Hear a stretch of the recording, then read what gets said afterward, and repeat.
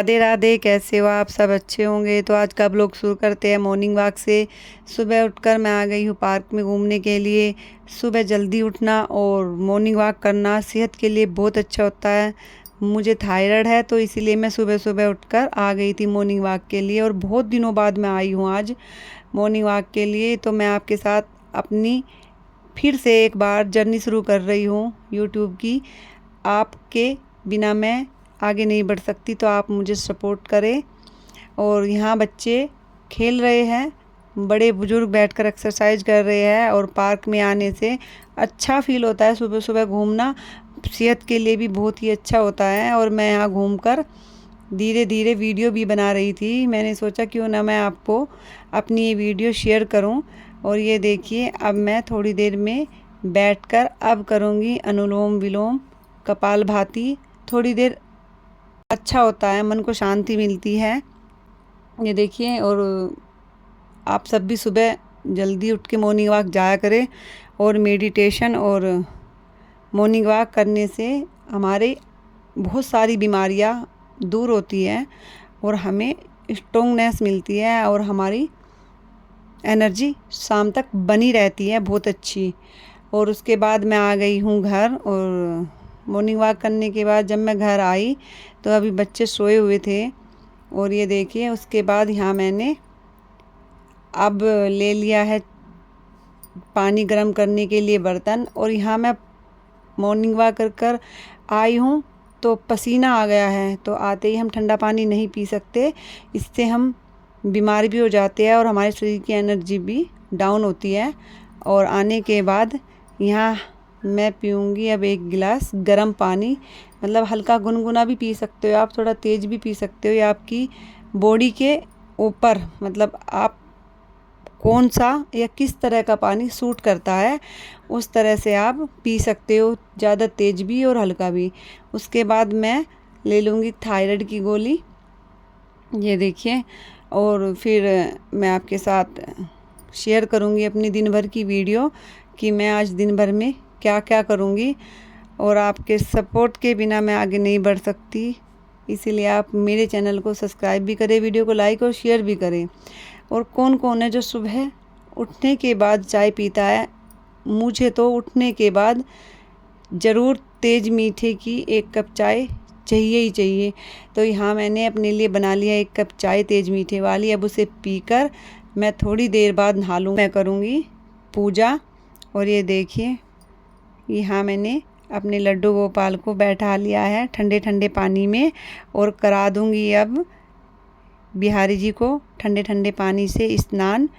और मैं यहाँ चौकी पर बैठा दूँगी। स्नान कराने के बाद अच्छे से इनको पोंछकर फिर मैं चौकी पर बैठा दूँगी। और उसके बाद मैं इन सबको वस्त्र पहनाकर आराम करने के लिए बैठा दूँगी। ये देखिए, ये है मेरे बड़े लड्डू गोपाल, जो मेरे बहुत ही प्यारे से कन्हैया हैं। और ये है मेरी लाडो। अब मैं लाडो को वस्त्र पहनाकर अच्छे से बैठा दूंगी। ज़्यादा गर्मी की वजह से लाडो का मैं इतना श्रृंगार नहीं करती, बच्ची है और छोटी है अभी, तो इसीलिए बस उनको वस्त्र पहनाकर ही मैं बैठा दूंगी। और बिहारी जी को मैं वस्त्र नहीं पहनाऊंगी, सिर्फ कच्छिया ही पहनाऊंगी, क्योंकि गर्मियों में हम बिहारी जी को कपड़े नहीं पहनाते, क्योंकि ज़्यादा गर्मी होती है, तो इसीलिए कपड़े नहीं पहनाने चाहिए। और यही दिन होते हैं जब हम बिहारी जी के बहुत करीब होते हैं और उनके स्तन मतलब छाती का दर्शन कर सकते हैं, जिससे हमारा जीवन धन्य हो जाता है। और स्नान कराने के बाद सभी बच्चों को मैंने बैठा दिया, तिलक लगा दिया। और ये देखिए कितने प्यारे लग रहे हैं सब। जैसे मैंने आपको बताया, गर्मियों में मैं इनको वस्त्र नहीं पहनाती। और ये देखिए, अब मैं सबको बाँसुरी दे दूँगी, और बस उसके बाद यहाँ मैं इनको भोग लगा दूँगी।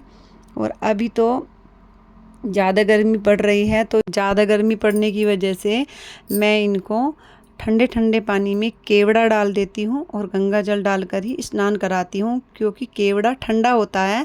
और अब मैं इनको लगा दूंगी भोग। तो मेरे प्यारे से लड्डू लगा लेंगे भोग दही और मिश्री का।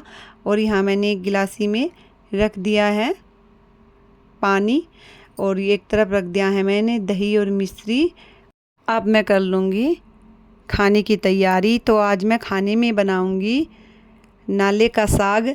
मतलब मुझे नहीं पता, जब मैंने आवाज़ सुनी तो बाहर जाकर देखा कि कोई सब्जी बेचने वाले भैया नाले का साग कहकर चिल्ला रहे थे। तो यहाँ मैंने सुना है कि चौलाई का साग। तो नाले का साग क्या होता है आप कमेंट करके बताइएगा। मैंने पूछा था भैया से, तो ये तो चौलाई है और शायद मेरे हिसाब से तो नहीं, पर मैंने भैया से पूछा कि आप ऐसा क्यों बोल रहे हो। तो उन्होंने कहा इसको ऐसे ही बोलकर मतलब बुलाते हैं इसी नाम से, तो ये नाले का साग हो गया।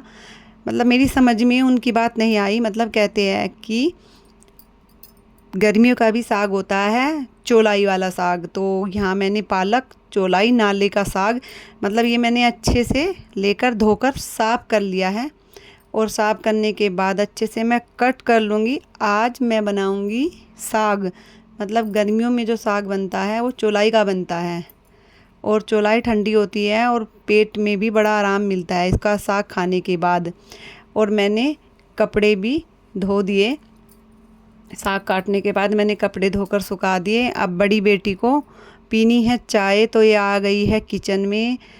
बड़ी बेटी कभी कभी किचन में आती है तो इसको पता नहीं है कि चीनी कहाँ रखी है, पत्ती कहाँ रखी है। तो ये मेरे से पूछ रही थी कि मम्मी चीनी पत्ती कहाँ रखी है। तो मैंने जब इसको बताया तब इसको मिली चाय सामने ही रखी हो, पर उसको जब पता ही नहीं तो नहीं पता तो नहीं पता, कोई बात नहीं, बच्चे हैं सब सीख जाएंगे समय आने पर। और ये मेरा छोटा सा घर, अंदर वाला कमरा है ये। और इधर आप सब देख सकते हो ये छोटा सा एक बीच का कमरा है और बाहर कमरा है, एक छोटी सी बालकनी है।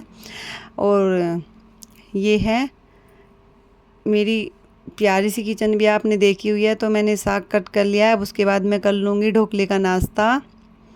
और ये कट करने के बाद धोने के बाद मैंने चढ़ा दिया है साग बनाने के लिए, जिसमें मैंने डाल दी है कटी हुई हरी मिर्च, कसूरी मेथी और ये नमक। अब मैं सीटी लगा दूंगी 2 से 3 और फिर इसको बना लूँगी। इधर बना ली मैंने चाय। तो मैंने सुबह तो एक बार चाय पी ही ली थी। और चाय के कौन कौन शौकीन है कमेंट करके भी बताइएगा ज़रूर।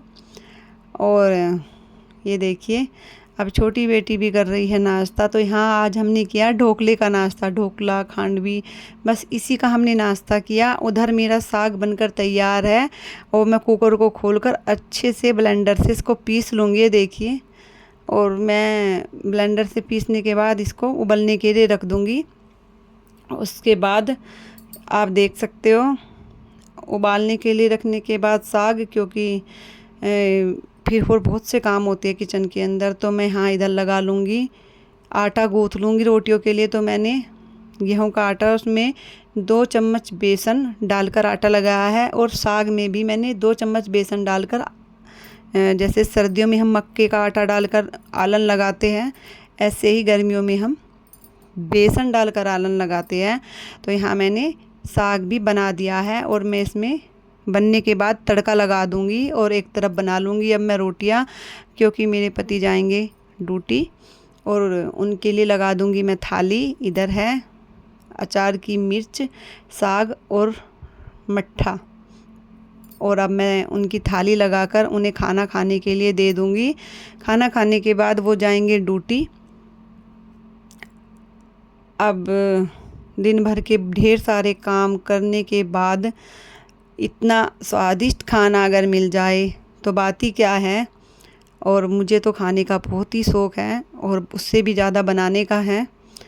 ये देखिए खाना खाने के बाद पति देव चले गए। अब मैं भी खाना खा लूँगी और 2 घंटे आराम करने के बाद शाम के 4 बजे की ये चाय बच्चों के साथ। और ये देखिए, अब जब आप छोटे थे तो आप भी क्या ऐसा करते थे, बच्चों के संग बच्चे बन जाए, इसी को जीवन कहते हैं। वरना पूरी उम्र पड़ी है जीने के लिए। तो उसके बाद मैंने फिर चाय पीने के बाद मैं आ गई थी किचन में और यहाँ मैंने किए दिन भर के बर्तन साफ़। और फिर बर्तन साफ़ करने के बाद अच्छे से किचन साफ़ कर दूँगी और बहुत अच्छे से क्लीन करने के बाद किचन मैं बनाऊँगी शाम को खाने में आज चने की दाल वाले चावल। जब हम छोटे छोटे थे तो हमारी मम्मी भी बनाती थी, वही आदत हमें पड़ी हुई है। जैसा हम माँ बाप को करते हुए देखते हैं वैसा ही हम सीखते हैं। तो बर्तन साफ़ करने के बाद किचन साफ़ हो गई है। अब मैं यहाँ बना रही हूँ रात का खाना, और रात को खाने में मैंने बनाए हैं हल्का फुल्का ही, मतलब चावल बनाए हैं चने की दाल डालकर। चने की दाल को हम पहले भिगो लेंगे, ऐसे ही हम चावल को भिगो लेंगे, ये देखिए। और आप अपने स्वाद अनुसार नमक मिर्च डालकर तड़का लगाकर बना लीजिए और गर्मा गर्म सर्व करिए। खाने में बहुत ही स्वाद लगते हैं। और इसके बाद मैं काम ख़त्म करने के बाद थोड़ी देर के लिए जाऊंगी घूमने के लिए। तो चलिए मिलते हैं जल्दी अगली वीडियो के साथ। आज की वीडियो यहीं ख़त्म करते हैं, और आपको मेरी वीडियो कैसी लगी लाइक शेयर सब्सक्राइब करना बिल्कुल ना भूलें। Thank you so much.